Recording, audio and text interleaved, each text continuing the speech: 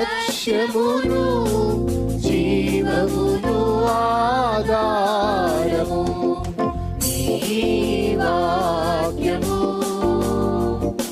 నా త్రోవకు.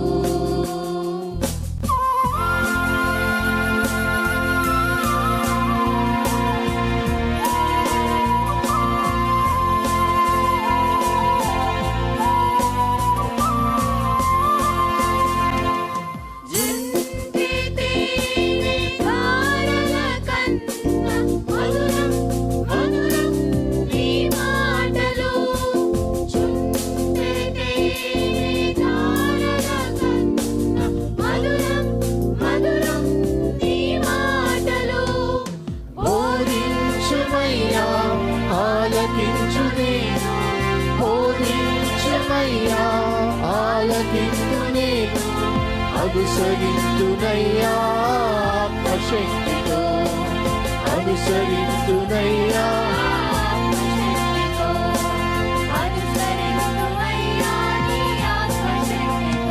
ప్రియమైన సహోదరి సహోదరులకు ప్రభు నామమున శుభములు. దేవుని దయాసంకల్పం చొప్పున ఏర్పాటు చేయబడిన ప్రభుతో ప్రారంభం అనుదిన ధ్యాన కార్యక్రమం క్రీస్తునందల ప్రేమతో మిమ్మల్ని ఆహ్వానించుచున్నాను. జుంటె తేనె ధారల కన్నా మధురమైన వాక్యము మన ప్రాణమును సేదతీరుస్తుంది, మన మార్గమును సరిచేయునది, నిత్యరాజ్యమునకు మనను చేర్చున్నది దేవుని వాక్యము.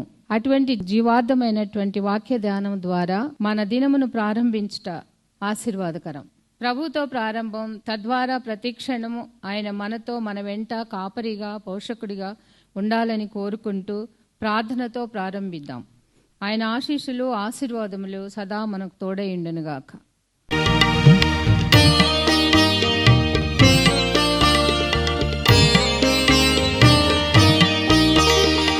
జీవితాంతము వరకు నీకే సేవ సల్పుదునంటిని, జీవితాంతము వరకు నీకే సేవ సల్పుదునంటిని. నీవు నాతో నుండి ధైర్యము నిచ్చి నడుపుము రక్షక, జీవితాంతం వరకు నీకే సేవ సల్పుదునంటిని.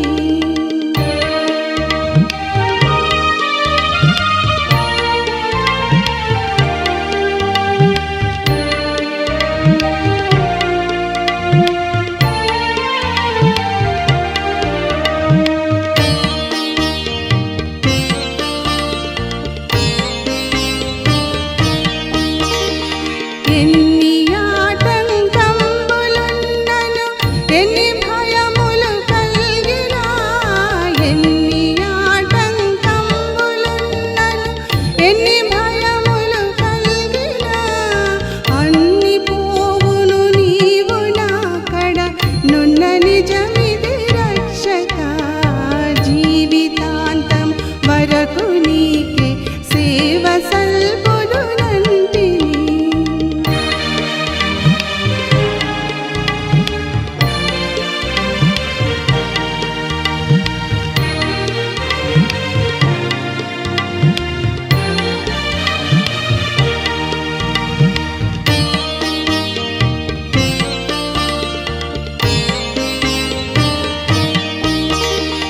అన్ని వేళల నీవు చెంతన యున్నానుభవమీయవే, అన్ని వేళల నీవు చెంతన యున్నానుభవమీయవే. తిన్నగా నీ మార్గమందున పూని నడచెద రక్షక, జీవితాంతం వరకు నీకే సేవ సల్పుదునంటిని. క్రీస్తునందు ప్రియమైన దేవుని సంగమా, మరొక నూతన దినమును దేవుడు మనకు అనుగ్రహించాడు. ప్రభుతో ప్రారంభం, అనుదిన ధ్యానం, ఆత్మకు క్షేమం. ఈ క్షేమకరమైన ఆధ్యాత్మిక శుభవర్తమానములు అనుదినము ధ్యానం చేస్తుండగా మన ఆధ్యాత్మిక తండ్రి, మన ఆత్మీయ పోషకుడు అనుదినము మనతో సంభాషించుటకు ఆశ ఆసక్తి కలిగిన ఆ దేవదేవుని ఎదుట మనము కూడా ఆశతో ఎదురుచూద్దాం. ఆశగల ప్రాణాన్ని తృప్తిపరిచే దేవుడు తన లేఖన సారాంశాన్ని మనకు విశదపరచబోతుండగా శ్రద్ధతో ఆలకించుటకు ఆసక్తితో మరి మిమ్మల్ని రమ్మని ప్రేమతో స్వాగతిస్తున్నాను. ప్రార్థన చేద్దాం. కృపగల దేవా, దయగల తండ్రి, మీ పాదములకు స్తోత్రము చెల్లిస్తున్నాం నాయన. నీ ఉచితమైన దయా సంకల్పాన్ని బట్టి మమ్మల్ని ప్రేమించి మమ్మల్ని ప్రోత్సహిస్తూ అనుగ్రహిస్తున్న అనుదిన దీవెనకరమైన శుభవర్తమానాలను బట్టి స్తుతులు చెల్లిస్తున్నా. మా ఆత్మకు శక్తి సామర్థ్యత కలుగునట్లుగా భౌతిక సంబంధమైన అంశముల ద్వారా కలిగే బలహీనతలోంచి, బలహీనమైన మనస్సులోంచి విడుదల కలుగునట్లుగా మీరే మాకు ఉపదేశించమని వేడుకుంటూ, నేటి కొరకై మేము తేరి చూస్తుండగా నీ వాక్యం చేత మమ్మల్ని సంతృప్తిపరచమని మా రక్షకుడైన యేసు నామమున అడిగి వేడుకొంచున్నాం తండ్రి. ఆమెన్. 21వ కీర్తన 6వ వచనం. నిత్యము ఆశీర్వాదకారకుడిగా ఉన్నట్లు నీవు అతని నియమించి ఉన్నావు. నీ సన్నిధిని సంతోషముతో అతని ఉల్లసింప చేసి ఉన్నావు. మరి దేవుని దయా సంకల్పాన్ని బట్టి దేవుడు మనతో నిత్యము మాట్లాడుతుండగా ఆయన లేఖనాలు, ఆయన లేఖన సారాంశాన్ని మనము జ్ఞాపకం చేసుకుంటుండగా దేవుడు అనుగ్రహించిన ఈ దివ్యమైన అవకాశాన్ని బట్టి దేవునికి స్తుతులు చెల్లిస్తున్నాను. మరి 4వ వచనం మనం జ్ఞాపకం చేసుకున్నాం. అదే రీతిగా 5వ వచనంలో మరి నీ రక్షణ వలన అతని గొప్ప మహిమ కలిగాను. ఆ మహిమ గురించి కొన్ని విషయాలు మనం జ్ఞాపకం చేసుకున్నాం. అదే రీతిగా ఆ క్రమంలో నిత్యము ఆశీర్వాదకారకుడిగా ఉండునట్లు నీవు అతని నియమించి ఉన్నావు. మరి ఈ కీర్తన ప్రవచనాత్మకమైన కీర్తన అని చెబుతూ, మరి ఆ ప్రవచనాత్మకమైన కీర్తనలో దేవుని శక్తి చేత అపవాది నుంచి మనము విడిపించబడి, దేవుని చేత నడిపించబడి, మరి ప్రార్థన సఫలము చేయబడుతూ, మనోభీష్టము సఫలము చేయబడుతూ, దేవుడు అనుగ్రహించిన దీర్ఘాయువు, ఆ నిత్య జీవాన్ని మనం పొందటానికి దేవుడు మరి దావీదు కుమారుడుగా జన్మించిన దేవుని కుమారుడు ద్వారా మనకు సార్థకం చేశాడు. ఆ వాస్తవాలు మనం జ్ఞాపకం చేసుకున్నాం. ఈ క్రమంలో నిత్యము ఆశీర్వాదకారకుడుగా ఈ మాటను ఒకసారి అనగా పాత నిబంధన నేపథ్యంలో మరి జ్ఞాపకం చేసుకుంటే, ఇశ్రాయేలు ప్రజలు ఐగుప్తు దాస్యంలోంచి విడిపించబడిన తర్వాత నిర్గమకాండము 12, 13, 14 వచ్చిన అధ్యాయాల్లో ఒక క్రమము ఇవ్వబడింది. అదేంటంటే పస్కా. పస్కా అంటే పాస్ ఓవర్ అంటే పాసింగ్ ఓవర్. మరణము దాటిపోయింది. ఆ పస్కా పండుగ సందర్భంలో వారందరూ కూడా ఒక నిర్దోషమైన ఆ గొర్రెపిల్లను ఆ 10వ దినమున వేరు చేసి 14వ దినం వరకు పరీక్షించి 14వ దినం దాన్ని సంహరించి దాని ఆ యొక్క రక్తాన్ని గడప కమ్ములకు రాసినప్పుడు సంహారకుడు చూచి దాటిపోతాడు. ఇది ప్రతి సంవత్సరం జరిగించవలసిన ఒక ప్రక్రియ, ఇశ్రాయేలు జనాంగానికి ఇచ్చిన ఒక సూచన.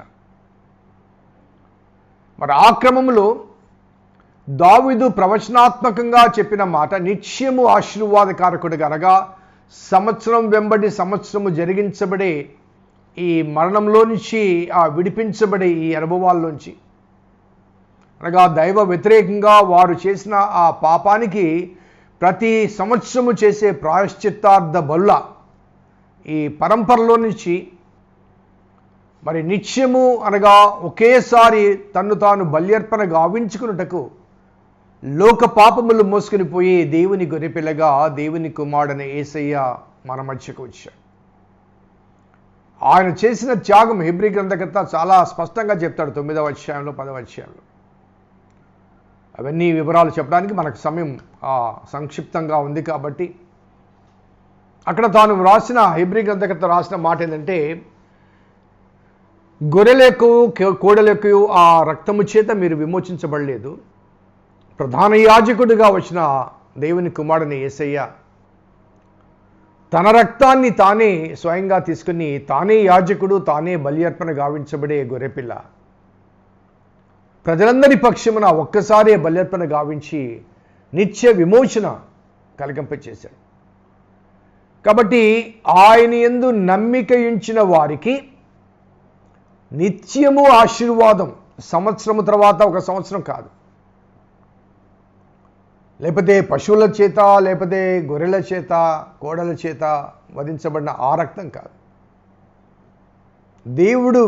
దేవుని కుమారుడు స్వయంగా తన రక్తాన్ని చిందించి పాప ప్రక్షాళన గావించి ప్రాయశ్చిత్తార్థ బలిగా తాను సమర్పించుకొని పాప క్షమాపణ కలిగింపచేశాడు. కాబట్టి ఆ వాస్తవాన్ని జ్ఞాపకం చేసుకుని నిత్యము ఆశీర్వాదకారకుడిగా నీవు అతని నియమించి ఉన్నావు అనే మాట మనం జ్ఞాపకం చేసుకోవచ్చు. ఎవరికి అన్నది ఆ నెక్స్ట్ వచనంలో ఉంది, అది రేపు మనం ధ్యానం చేద్దాం. కానీ ఆయన చేసిన బల్యర్పణ అది నిత్యమైన బల్యర్పణ. ఆయన యందు విశ్వసించిన విశ్వాసులకు నిత్య జీవార్థమైన బల్యర్పణ. కాబట్టి నిత్యము ఆశీర్వాదకారకుడిగా నీవు అతని నియమించి ఉన్నావంటే ఆయన ద్వారా పొందే ఆశీర్వాదము తరాలు గతించిన, యుగాలు గతించిన, మనుషులు మారిపోయినా కానీ ఆయన ఆశీర్వాదం మాత్రం నిత్యం ఉంటుంది. ఆయన ఆశీర్వాదం మాత్రం తరతరములు ఉంటుంది. ప్రతి తరానికి ఉంటుంది, ప్రతి వ్యక్తికి ఉంటుంది, ప్రతి కుటుంబానికి ఉంటుంది. ఆ రీతిగా దేవుడు ఆ ఆశీర్వాదకర్తగా తన కుమారుణ్ణి మన మధ్య ఆత్మరూపిగా నివసింపచేస్తున్నాడు. His presence. సో ఆ వాస్తవాన్ని తెలియచేస్తూ నిత్యము ఆశీర్వాదకారకుడిగా నీవు అతని నియమించి ఉన్నావు అంటూ నీ సన్నిధిని సంతోషముతో అతని ఉల్లసింపచేసి ఉన్నావు. The Joy and the rejoicing in his presence. దేవుని సన్నిధిలో అనగా దేవుడు తాను కోల్పోయిన, తాను అతిగా ప్రేమించిన ఆ మానవుణ్ణి ఆ పాపపు బంధకాల్లోంచి, పాప సంబంధమైన ఆశల వలయములో నుంచి, అపవాది వేసినటువంటి ఆ చిక్కుల బెట్టు పాపములో నుంచి విడిపించబడినప్పుడు ఆ విడిపించిన వాడు ఎటువంటి జయోత్సాహముతో వస్తాడో ఒకసారి ఆ యుద్ధ నేపథ్యాన్ని ఒకసారి ఆలోచిద్దాం. యుద్ధ భూమిలో ఒక యోధుడు ఆ ప్రధాన పాత్ర వహించి తన వారికి విజయాన్ని కలగచేసినప్పుడు, తిరిగి వస్తున్నప్పుడు అతనిలో ఉండే ఆ సంతోషం, ఆ ఆనందం, విజయోత్సవం, ఇంకా చెప్పాలంటే విజయ గర్వం, విజయాన్ని సాధించామన్న భావన, ఆ భావం ద్వారా భావన వ్యక్తీకరణకు కలిగే ఆ సంతోషం మాటలతో వర్ణించలేం. కాబట్టి నీ సన్నిధిని సంతోషముతో ఉల్లసింపచేసావంటే ప్రతి వ్యక్తి, రక్షించబడే ప్రతి వ్యక్తి కూడా దేవుని రాజ్యంలో ప్రవేశిస్తున్నప్పుడు ఆ రక్షణ కార్యము జరిగించిన ఆ దేవుని కుమారుడికి ఆ నిత్యము సంతోషం కలుగుతుంది. ఒక మాటలో చెప్పాలంటే రక్షణ కార్యము జరిగించాడు ఆయన, రక్షించాడు ఆయన. కానీ రక్షణలోనికి మనము రావాలి, అప్పుడు సంతోషం. ఈ తప్పిపోయిన కుమారుని కథ నేను చెప్తున్నాను కదండి. So the father had a celebration, a Joyce celebration. ఎప్పుడు? కుమారుడు తిరిగి వచ్చినప్పుడు ఆ సంతోషం.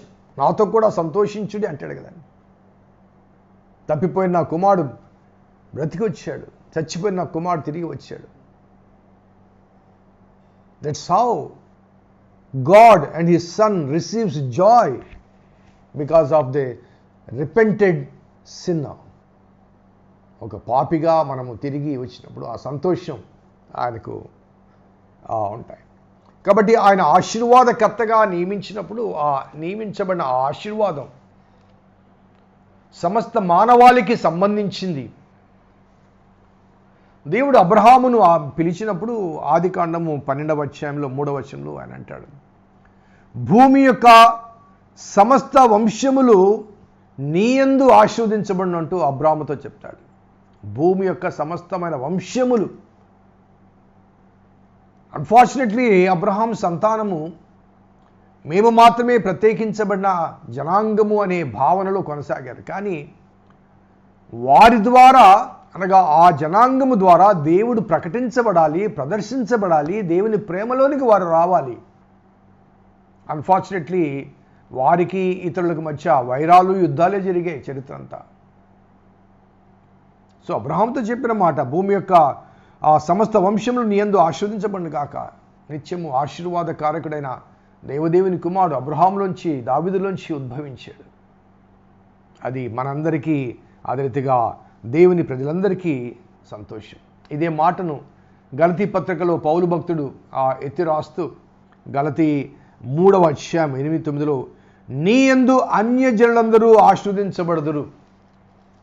ఈ అబ్రహాముతో చెప్పిన ఈ మాటను పౌలు భక్తుడు మరి తాను యూదేతరులకు రాస్తున్నాడు కాబట్టి ఆ వ్యక్తి వ్రాసిన అనుభవాల మధ్య 3వ అధ్యాయం 8-9 చదివితే, దేవుడు విశ్వాస మూలముగా అన్యజనులను నీతిమంతులుగా తీర్చునని లేఖనము ముందుగా చూచి నీ యందు అన్యజనులందరూ ఆశీర్వదించబడుదురు అని అబ్రహామునకు సువార్త ముందుగా ప్రకటించబడను. కాబట్టి విశ్వాస సంబంధులే విశ్వాసం గల అబ్రహాముతో కూడా ఆశీర్వదించబడుదురు. విశ్వాస సంబంధులే విశ్వాసముతో అబ్రహామునందు ఆశీర్వదించబడతారు. కాబట్టి నిత్యం ఆశీర్వాదకారకుడుగా అనే ఈ మాటలు దావీదు కూడా 2 శామ్యూయల్ 7th చాప్టర్లో ఏ బ్యూటిఫుల్ చాప్టర్ అండి. నేను నీకు మందిరం కడతానంటాడు, నాతంత చెప్తే ఓకే అంటాడు. తర్వాత రాత్రి దేవుడు ప్రత్యక్షమై దావీదుకు పోయి చెప్పు, దావీదు నువ్వు గొర్రెల కాపరిగా ఉంటే తీసుకొచ్చాను, నీకు నెమ్మది కలగచేశాను. ఈ సంభాషణ తర్వాత దావీదు అంటాడు, ఇంతగా హెచ్చించబట్టకు, నేను ఎంతటి వాడను, నా కుటుంబం ఏ పాటిది అంటూ ఆ క్రమంలో ఒక ప్రార్థన చేస్తాడు. ఆ ప్రార్థనలో నా కుటుంబము నిత్యము నీ ఆశీర్వాదంలో కొనసాగును కాక అంటాడు. నా కుటుంబము నిత్యము నీ ఆశీర్వాదం. కాబట్టి భౌతిక సంబంధమైన ఆశీర్వాదాలు ఎన్ని ఉన్నప్పటికీ దేవుడు అనుగ్రహించే ఆ నిత్యత్వముతో కూడిన వాగ్దానము, ఆ వాగ్దాన సంబంధమైన ఆశీర్వాదము, అది విలువైనది, శ్రేష్టమైనది, శ్రేయస్కరమైన ఆశీర్వాదం. అది దాని కొరకు దావీదు ప్రార్థన చేస్తాడు. ఆ విషయాన్ని మనం జ్ఞాపకం చేసుకోవచ్చు. అలాగే ఆ దేవుని కుమారుడు ఈ లోకంలో జన్మించే ఆ జనన సమయంలో కూడా ఆ లూకాసు వార్త 1వ అధ్యాయము 46-49లో మరియా ఎలిజబెత్ల సంభాషణలు కూడా మరియా అంటుంది, నా ప్రాణము ప్రభువును గణపరుచున్నది, నా ఆత్మ నా రక్షకుడైన దేవుని యందు ఆనందిస్తుంది. నా ఆత్మ నా రక్షకుడైన దేవుని యందు ఆనందిస్తుంది. ఎందుకంటే ఆ రక్షకునికి జన్మం ఇవ్వబోతుంది. ఆయన చేసే రక్షణ కార్యం ద్వారా సమస్త మానవాళి ఆనందిస్తారు కాబట్టి, అనగా పాప దాస్యం నుంచి విడిపించబడి ఆనందిస్తారు కాబట్టి నా హృదయము, నా ఆత్మ ఈ విషయాన్ని బట్టి ఆనందిస్తుంది, నన్ను ఒక పాత్రగా దేవుడు వాడుకున్నందుకు. సో దేవుడు తన కుమారుని యేసుక్రీస్తు ద్వారా అనుగ్రహించబడే ఆ రక్షణ, అది నిత్య సంకల్పం. నిరంతరము తరాలు మారినా, యుగాలు మారినా, కుటుంబాలు, మనుషులు, ప్రాంతాలు మారినప్పటికీ కూడా ప్రతి వ్యక్తికి, ప్రతి జాతికి, ప్రతి ప్రాంతానికి, ప్రతి భాషస్థులకు ఈ ఆశీర్వాదం ఉంటుంది. ఆ ఆశీర్వాదం పొందిన వారిని బట్టి దేవుని సన్నిధిలో ఆ ఆశీర్వాదానికి కర్త అయిన దేవుని కుమారుడు నిత్యము ఆనందిస్తున్నాడు. ప్రార్థించిద్దాం. కృపగల దేవా, దయగల తండ్రి, మీ పాదములకు స్తోత్రము చెల్లిస్తున్నాం నాయన. మీ ఉచితమైన దయా సంకల్పాన్ని బట్టి దావీదు ద్వారా ప్రవచనాత్మకంగా చెప్పబడుతున్న ఈ లేఖన సారాంశాన్ని జ్ఞాపకం చేసుకుంటూ, ఆయన ద్వారా మాకు అందించిన ఈ అనుభవాన్ని నెమరు వేసుకుంటూ, దాన్ని సాధ్యపరిచింది మీరు కనుక అది మా జీవితాలకు అన్వయించుకొని, ఆహ్వానించుకొని, ఆ ఆనందాన్ని మేము కూడా నీతో కలిసి ఆనందిస్తూ ఆ ఆశీర్వాదాన్ని పొందుటకు మాలో ఆధ్యాత్మిక పరివర్తన దయచేయమని మా రక్షకుడైన యేసు నామమున అడిగి వేడుకొంచున్నాం తండ్రి. ఆమెన్. తండ్రి, కుమార, పరిశుద్ధాత్మ త్రియేక దేవుని దీవెన ఈ వాక్యం విన్న బిడ్డలకు, వాక్యాభిలాషులకు సదా తోడైనగాక. ఆమెన్. God bless you. దేవుడు దీవించింది కాక.